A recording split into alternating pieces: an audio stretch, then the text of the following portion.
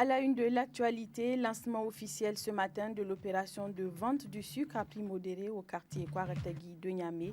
Initiée par les autorités de la 7e République, cette opération vise à faciliter l'accès de ce produit aux populations démunies. Et puis la vente de véhicules d'occasion gagne du terrain. Les parcs automobiles poussent à tous les carrefours. Les voitures sont entretenues et exposées en bordure des voies pour attirer les acheteurs. Comment ces opérateurs occupent le domaine public? Élément de réponse dans ce journal. Voilà pour le sommaire. Monsieur, dames, bonsoir, bonne rupture de jeûne et merci d'avoir choisi la télévision Donia pour vous informer.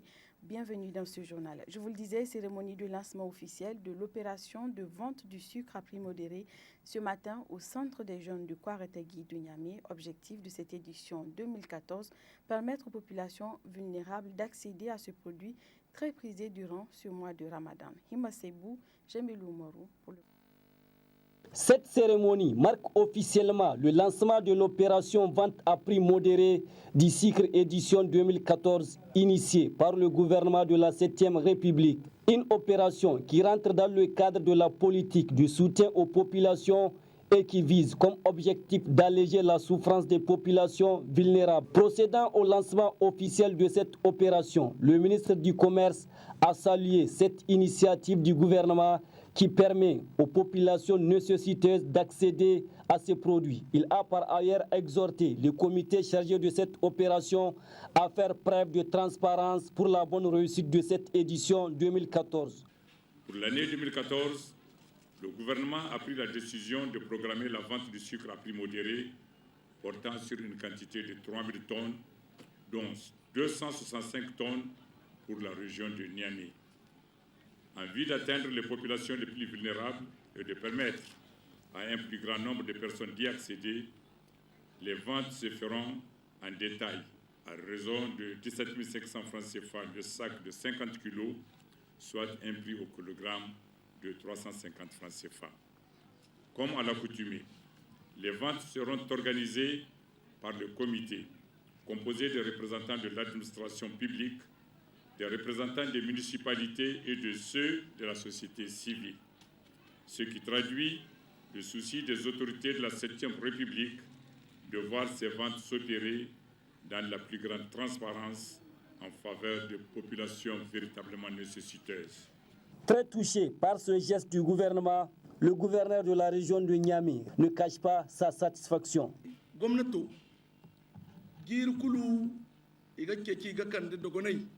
talkaisi angat kan waran bai girbandai ina ngwariyan nera da dogonai kan ganan hina kai koi ingai mu imduguto ngwaro dindo son irgo me handura me hando mo bakuno go bai kan sukaro ngano borai koi da gumu gwamnato ananiya sambu ane kan hunkuna nga kaga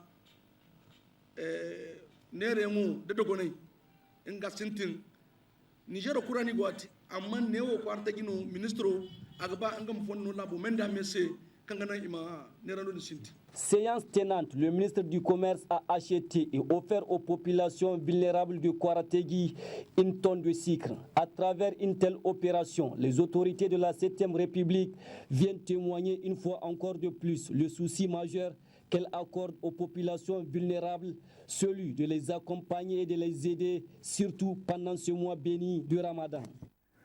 Autre fait de l'actualité, le Conseil national de dialogue politique, CNDP, s'est réuni hier après-midi dans la salle de banquet de la primature sous la présence du Premier ministre Brigitte Raffini.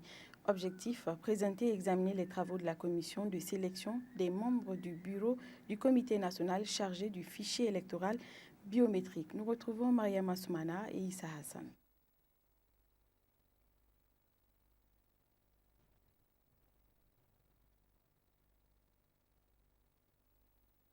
Premier ministre Brigitte Raffini. Une réunion dont l'objectif est de présenter et d'examiner les travaux de la commission chargée de la sélection des membres du bureau du comité national chargé du fichier électoral biométrique CFEB. Ainsi, 3 semaines d'intenses travaux ont permis à cette commission de choisir pour chaque poste des candidatures classées par ordre de mérite. Ces candidatures au poste de coordonnateur national du CFEB, celui du coordonnateur national adjoint et ceux des deux rapporteurs seront par la suite soumises à l'approbation du CNDP pour le choix définitif.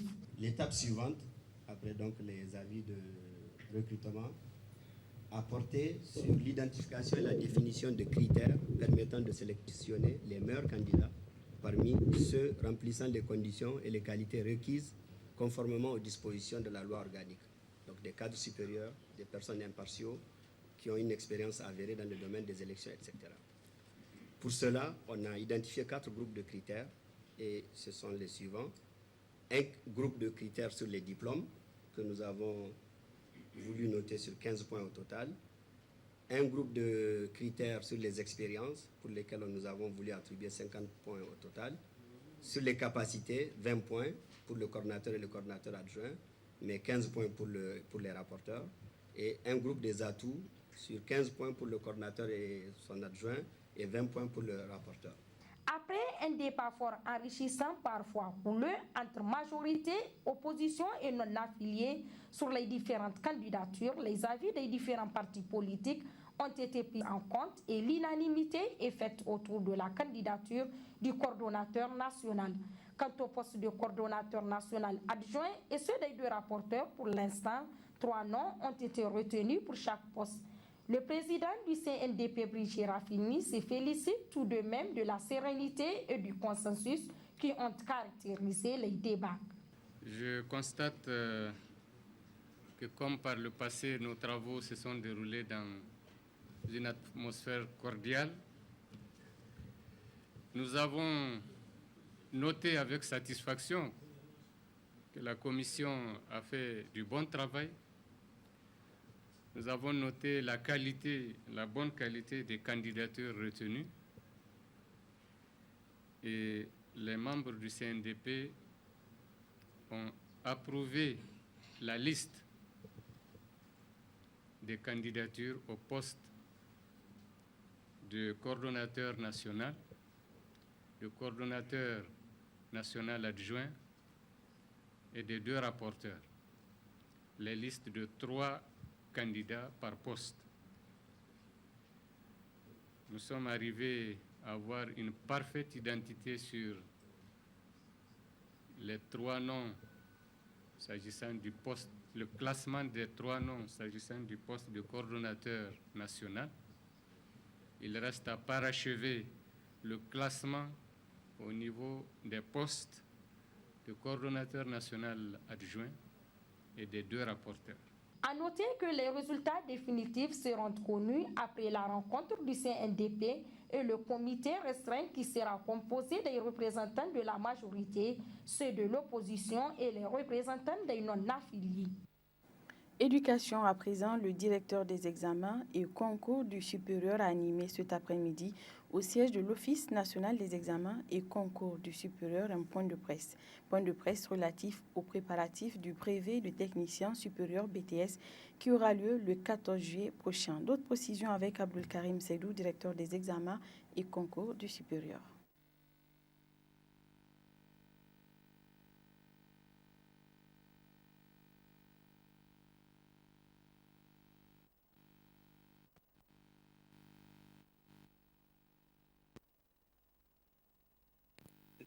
Au Niger depuis 2003. Depuis 4 ans, il est organisé par l'Office national des examens et concours du supérieur, ONEX, qui est un établissement public à caractère administratif. Cette année, la date officielle du début des épreuves du BTS d'État est fixée au lundi 14 juillet 2014. Au cours de ce point de presse, nous allons aborder les questions relatives aux innovations introduites à la session 2014, aux effectifs des candidats, aux différentes filières et à l'aspect organisationnel. S'agissant des innovations introduites cette année, nous pouvons parler de l'ouverture d'un nouveau centre à Maradi qui s'ajoute à l'ancien centre de Niamey. S'agissant des effectifs, nous avons cette année 2806 candidats inscrits répartis dans les 8 jurys, dont 1 à Maradi et 7 à Niamey pour un ensemble de 17 filières. En 2013, l'effectif des candidats inscrits était de 2387. À Niamey, les jurys 2 et 3 sont logés au collège Mariama, les jurys 4 et 5 au lycée municipal et les jurys 6, 7 et 8 au lycée Issa Korombe. À Maradi, l'unique jury numéro 1 est logé à l'université. S'agissant de l'aspect organisationnel, tout est prêt pour un bon déroulement des épreuves écrites, pratiques et d'ateliers. Les sujets sont fin prêts et ceux de Maradi sont déjà installés. Les jurys sont désignés et installés à Maradi. Pour Niamey, dès demain matin, tout le matériel et les jurys seront sur place. Les convocations des candidats, des surveillants et des correcteurs sont remis aux concernés. Le matériel de composition est sur place, nous l'avons dit. Les jurys sont sécurisés parce que les forces de l'ordre et de sécurité sont déployées partout où ces jurys vont se tenir. Nous voulons lancer quelques conseils aux candidats, donc pour qu'ils soient vigilants, qu'ils ne s'adonnent pas à la facilité, qu'ils lisent bien les sujets avant de les aborder.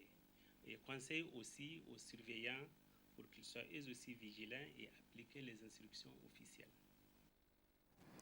La suite de ce journal, rencontre d'échange hier après-midi à l'auditorium Sani Bako de Niamey entre la Commission nationale du mécanisme africain d'évaluation des pairs et le secrétaire général du MAEP au niveau africain. Objectif de cette rencontre, échanger sur les différents points du processus de bonne gouvernance auquel le Niger a adhéré. Murtala Zouberou, Djemilou Morou pour plus de précisions. Échanger sur le processus de la bonne gouvernance auquel le Niger a adhéré, de ses enjeux et de l'impact de la bonne gouvernance au Niger. C'est l'objectif de cette rencontre d'échange entre la Commission nationale du mécanisme africain d'évaluation des pairs avec le secrétaire exécutif de l'agence NEPAD représentant le MAEP au niveau africain, le Nigérien Ibrahim Meyaki. Le Niger a adhéré à ce processus en juillet 2012, mais il a fallu en janvier 2014 pour que la Commission nationale soit créée par le décret qui a été pris le 3 janvier 2014. 2 mois après, le secrétaire permanent de la Commission nationale, à la personne de M. Hamzat Idrissa, qui est à ma gauche, a été nommé et la commission elle-même a été constituée par arrêté de M. le Président de la République. Donc, de manière formelle, c'est la première fois que nous nous réunissons dans notre composition entière en tant que commission nationale du MAEP. Le représentant du MAEP au niveau africain a saisi l'occasion pour expliquer les missions du mécanisme africain d'évaluation des pairs. Sur le premier point, qui est l'origine du mécanisme africain d'évaluation par les pairs, je crois qu'il y a 2 questions qui sont essentielles.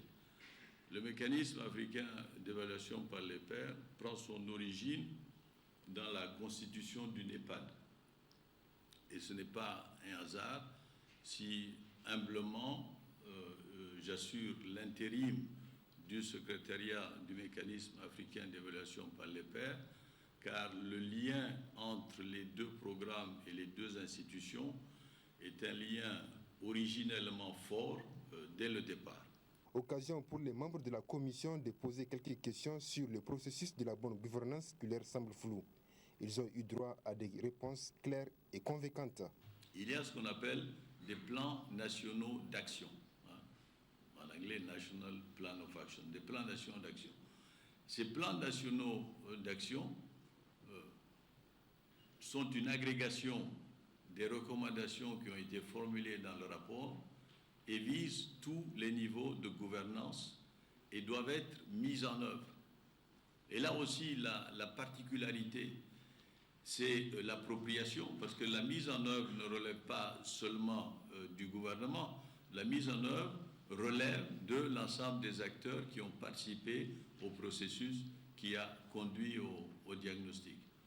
Et c'est là où l'idée de partenariat est essentielle. Cette rencontre d'échange a permis aux membres de la Commission nationale du mécanisme africain d'évaluation des pairs de mieux comprendre le processus auquel le Niger a adhéré, réunissant aujourd'hui plus d'une vingtaine de pays africains. Cette commission nationale sera solennellement installée par le président de la République dans les prochains jours à venir. Intéressons-nous à présent à la vente des véhicules d'occasion. Avec ce commerce très lucratif, on assiste aujourd'hui à une multiplication des parcs de vente d'automobiles. Ces parcs bloquent souvent la circulation routière et constituent une entrave pour le projet Niamey-Niala. Comment ces opérateurs occupent le domaine public? Élément de réponse dans ce reportage signé Taïrou Amadou et Jamilo Moro. Des voitures de toutes marques garées ça et là en colonne par un arborat le long des grandes artères de la capitale Niamey. C'est le décor que présentent les multiples parcs auto implantés un peu partout dans les différents quartiers de Niamey. Des parcs auto qui ont poussé comme des champignons et dont le commerce est en pleine floraison. Seul Bimolo pour ces vendeurs de voitures d'occasion qui tirent leur épingle du jeu. Les incessantes menaces de déguerpissement dont ils font l'objet. Et pour cause, on parle des perspectives du projet Niamey-Niala. L'exposition des véhicules ventes que nous avons fait au bord du goudron, ça fait partie de Niala. On n'a pas abusé de ce que l'État veut dire Niamey-Niala. Nous, on ne bloque pas la circulation routière. Par contre, si on parle maintenant de nous déguerpir d'ici, les autorités de la transition nous ont réservé un site sur la route Filengue. Ce site-là, qu'est-ce qu'il est devenu? Ces gens-là qui sont venus, ils ont morcelé, ils ont vendu. Ils ont vendu le terrain. On nous a réservé, le préfet maire nous a réservé un site d'1 kilomètre de longueur. Elle a amené l'eau et l'électricité. La communauté est prête même à clôturer pour qu'on retourne là-bas. Ils ont morcelé, ils ont vendu. Ils ont morcelé, ils ont vendu. Qu'est-ce qu'ils veulent qu'on fasse? Nous ne sommes pas contre. Si aujourd'hui on dit qu'on a un bon terrain, ils ont parlé d'abord du guichet unique. Guichet unique, nous ne sommes pas contre. Nous connaissons, on peut citer des sites ici sur la route Filengue qui sont bien placés, on peut retourner là-bas. Bien qu'exerçant dans la légalité et en croire le secrétaire général de revendeurs de voitures d'occasion, force est de constater que des fois ces parcs auto occupent les chaussées des voies.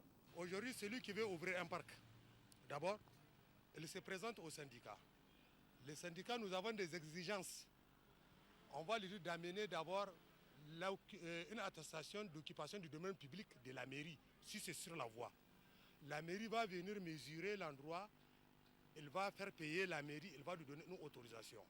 Après cette autorisation, nous demandons d'abord la personne, il faut qu'elle amène une photocopie légalisée de son NIF, identification fiscale, une photocopie de son registre du commerce, et en jouant avec l'autorisation du domaine public de la communauté urbaine de Niamey, elle adresse une demande manuscrite au nom du président du syndicat.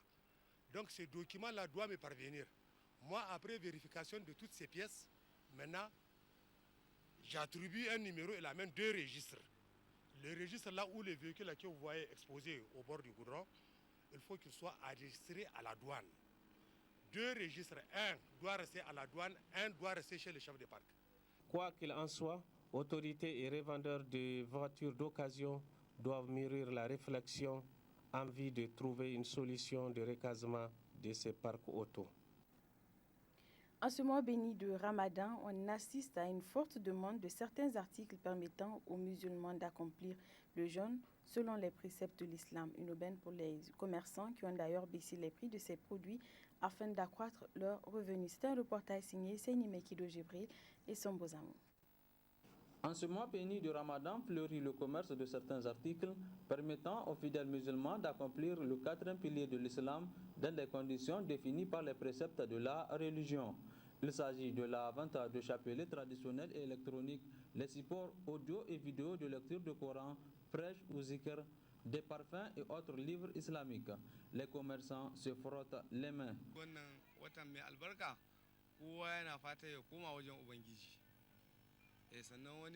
En ce mois béni de Ramadan, tous les musulmans cherchent à se rapprocher du bon Dieu. C'est pourquoi ils envahissent le marché en cette période. Aucune augmentation n'a été opérée. Nous avons même rabaissé le prix.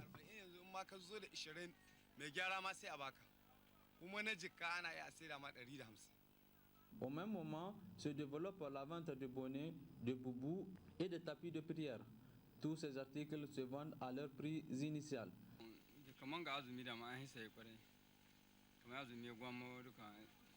Période de Ramadan, on a plus de clientèle. On vend les boubous par lot ou par unité au même prix qu'avant.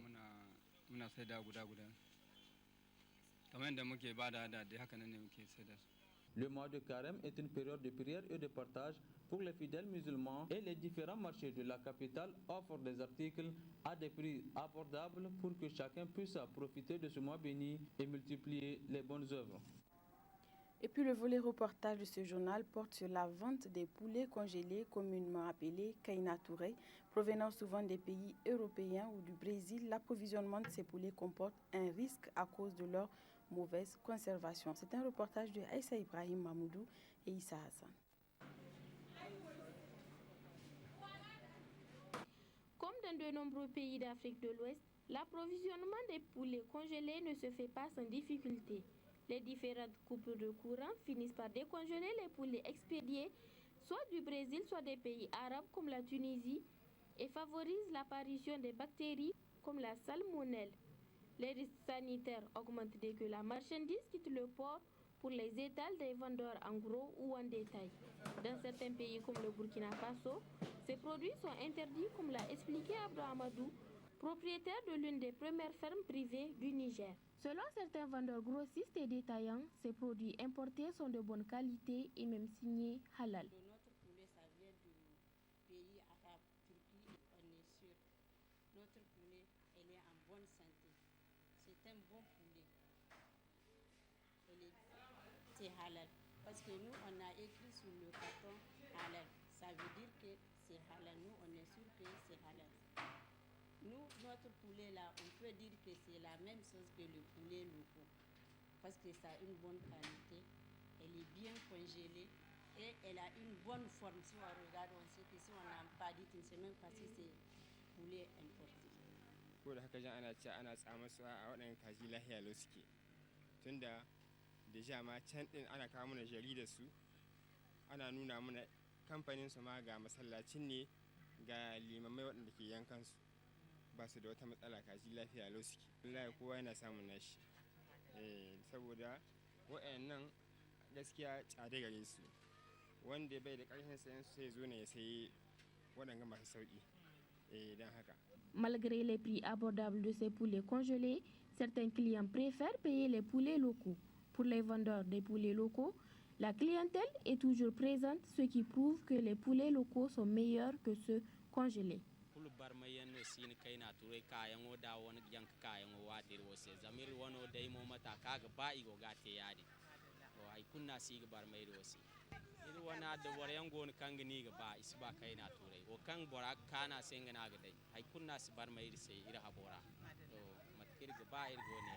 Pour des raisons économiques, certaines personnes préfèrent les produits congelés, mais sont conscients que ces poulets peuvent avoir un impact sur leur santé à cause de leur mauvaise conservation. La seule manière de faire face aux importations de ces produits est d'organiser et d'adapter l'approvisionnement des marchés avec nos poulets locaux. Voilà, ce journal vous a été présenté avec l'aide des équipes techniques et rédactionnelles.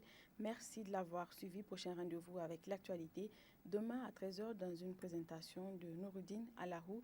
À 20h, vous retrouverez Moudi Moussa pour la grande édition. Excellente soirée à tous ceux qui nous ont suivis. Au revoir.